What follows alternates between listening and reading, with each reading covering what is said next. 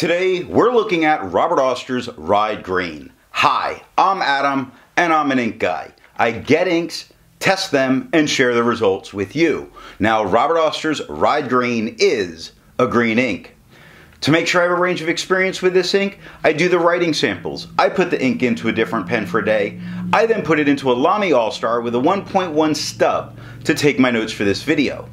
Now, before we go to the writing samples, let's look at the sciencey bits. Up first is the chromatography, and I agree with Vita that I've learned a lot by doing multiple chromatographies. The one on the left is done the way it's supposed to be done. I put a line of ink down and immediately put it into water for 10 to 15 seconds.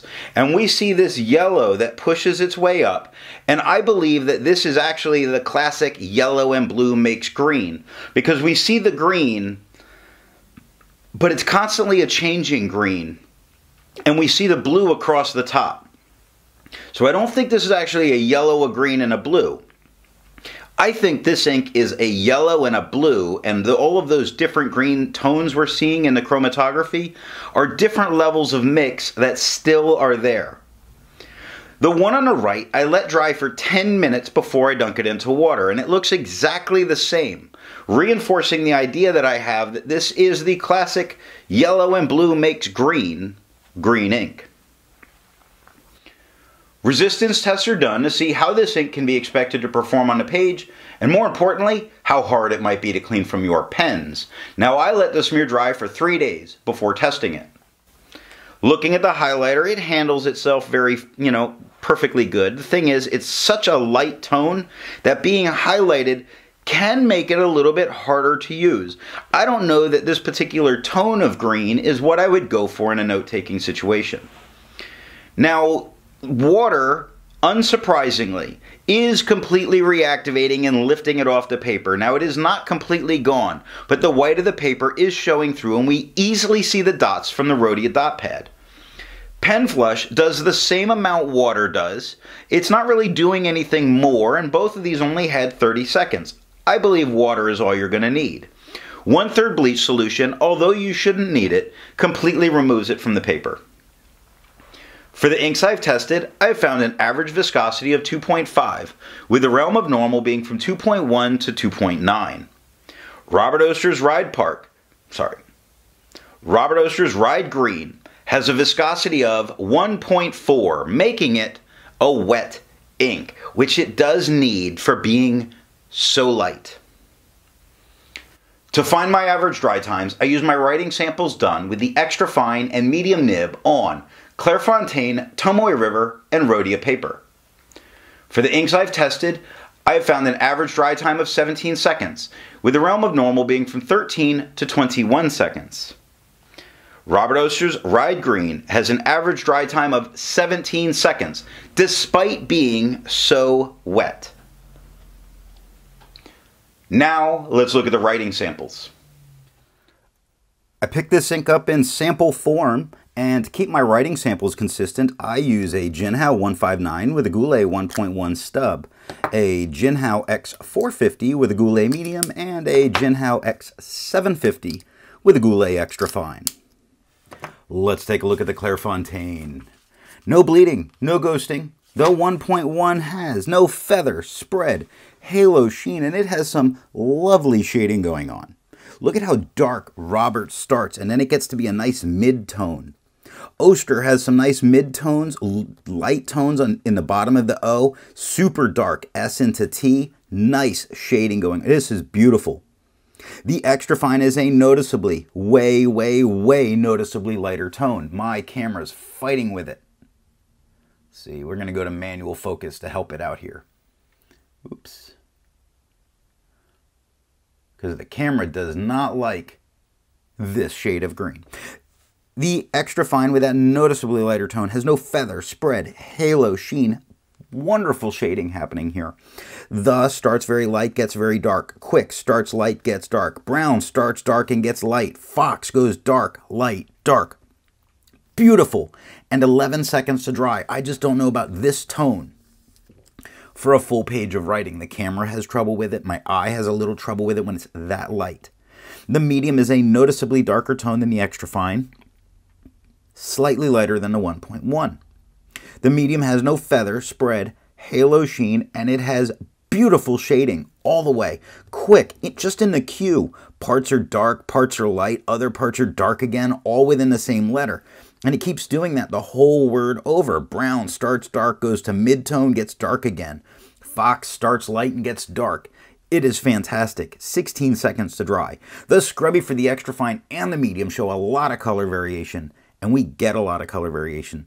Now, because the base tone is actually a very light green, the smear test I don't think you could recover if you smeared while you were writing. Tomoe River. We get no bleeding. We get plenty of ghosting. This is sort of a great example of where I don't like this tone as it being very light. We see it on this paper. Just looking at the page, the 1.1 looks beautiful and easy to read. The medium looked beautiful and easy to read. The extra fine, kind of tough. Not so beautiful, kind of eh.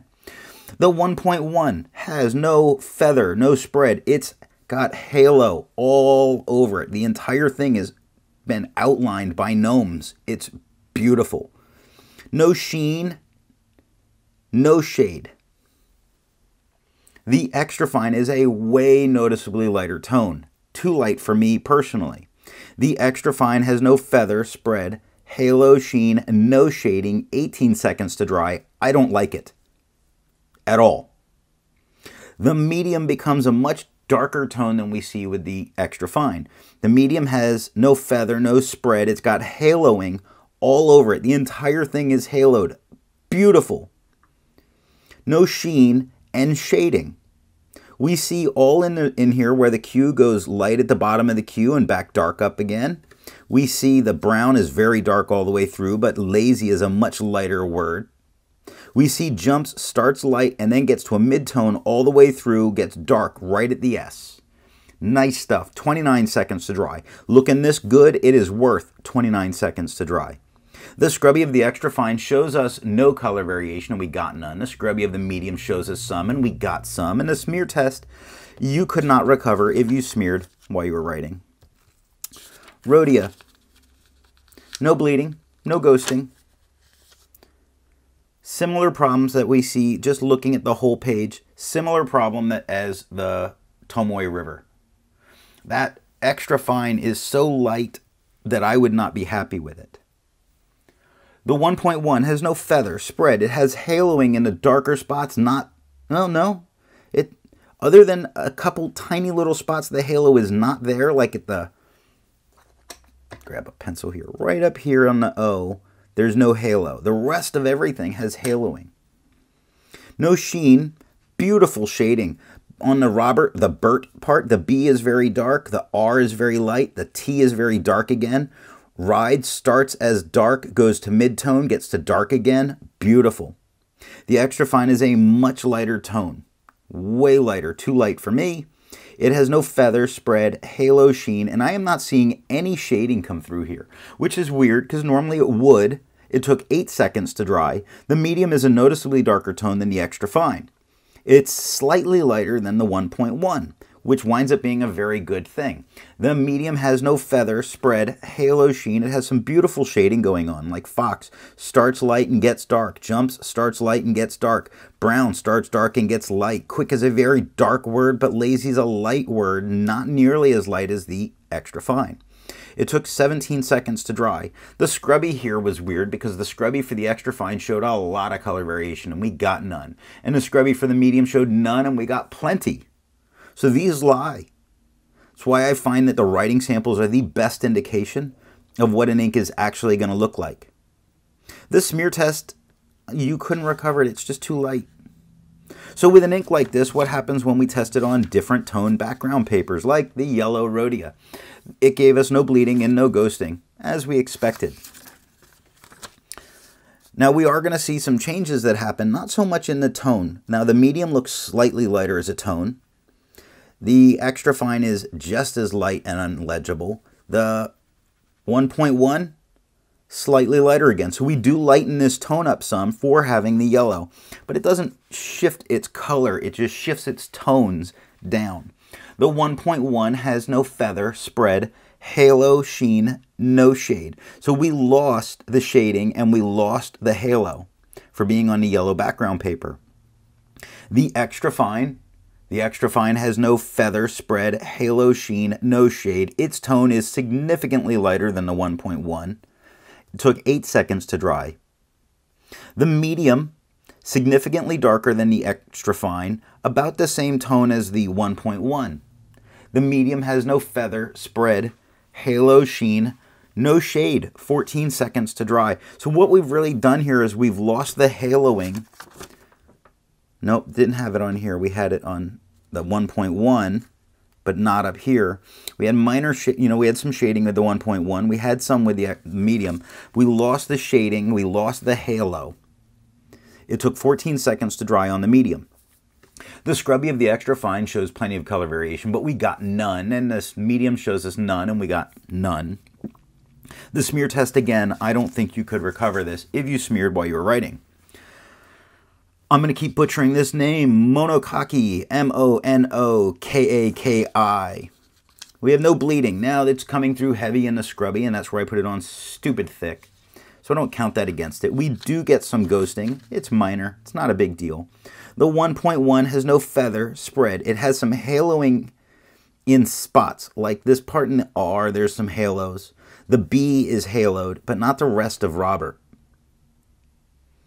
The T in Oster is haloed, but not the rest. So there's spots of halo, but that's about it. No, no sheen, no shade. The extra fine is a significantly lighter tone, painful to read. It is as hard to read in person as it is on camera.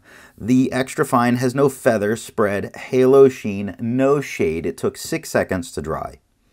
The medium is a significantly darker tone, darker than all the others, darker than the 1.1. The medium has no feather, spread, halo, sheen, no shade, 10 seconds to dry. The scrubby of the extra fine shows us some color variation, but we didn't get any. And the scrubby of the medium shows us, I don't know, far left to far right a little bit, but we saw none. The smear test you could not recover if you smeared while you were writing. I'm going to do the Moji.